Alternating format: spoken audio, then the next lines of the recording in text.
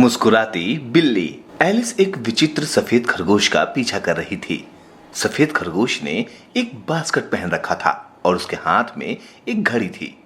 वो अपने आप से बातें करता हुआ जा रहा था। उसका पीछा करते करते एलिस एक गड्ढे में गिर गई।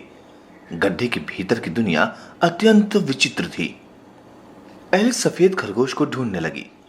छोटी बड़ी होने के दौरान एलिस को वहां एक रानी दिखाई दी जिसका बच्चा सूअर में बदल गया। ये देख भयभीत एलिस वहां से भाग खड़ी हुई। भागते भागते एलिस को पेड़ की डाल पर बैठी एक बिल्ली दिखाई दी जो मुस्कुरा रही थी। बिल्ली के पंजों और दांतों को देखकर वो मनी मन बहुत घबरा उठी। एलिस ने बिल्ली से पूछा, क्या तुम मुझे बता सकती हो कि मैं किस रास्ते से जाऊं?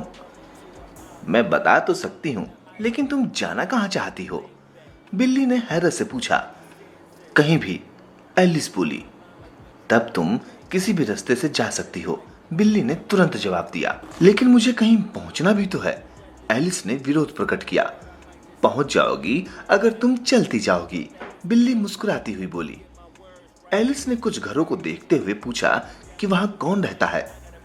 यह रास्ता हैटर खरगोश के घर की तरफ जाता है और वो रास्ता मार्च खरगोश के घर की ओर, बिल्ली बोली। तुम किसी भी रास्ते से जाओ, वे दोनों पागल हैं। भला मैं पागल लोगों से क्यों मिलूं? एलिस ने कहा। क्योंकि हम सब पागल हैं, बिल्ली ने हंसते हुए कहा। मैं भी पागल हूं और तुम भी पागल हो। तुम्हें कैसे पता कि मैं पागल हूं? एलिस ने गुस्से से पूछा। क्योंकि पागल लोग ही यहां आते हैं, बिल्ली बोली। और तुम क्यों पागल हो? एलिस ने पूछा।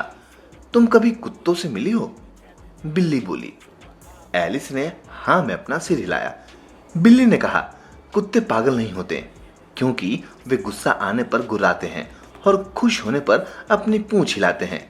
लेकिन मैं बिल्ली हूं और इसका उल्टा ही करती हूं। जब मैं खुश होती हूं तो गुर्राती हूं और जब मैं गुस्से में होती हूं तो अपनी पूंछ हिलाती हूं। इससे पता चलता है कि मैं पागल हूं।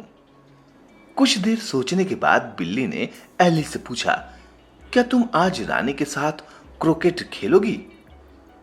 मैं खेलना चाहती हूं, परंतु निमंत्रण नहीं मिला है, एलिस बोली।